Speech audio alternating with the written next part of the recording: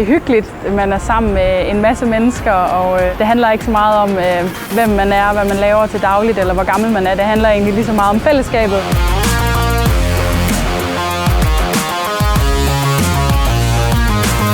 Bare der er sådan et bredt spektrum af folk her, unge og gamle, og jeg synes, det er fedt. Jeg har været med i mange år, og det har været hyggeligt og dejligt at køre første gang selv.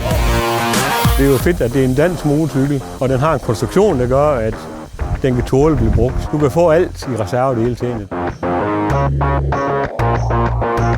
Den åbner mange døre, når det er derude. Altså, jeg har kørt tværs over Amerika og rundt i Japan og sådan noget.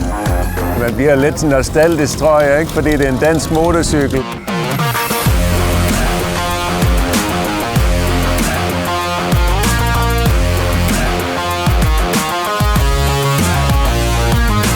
Jeg synes, det er gået rigtig godt. De Nimbus'er, der har været meget, har gjort det godt, og de har også givet Carly og inden den kamp til stregen, så det har været lige som det skal være.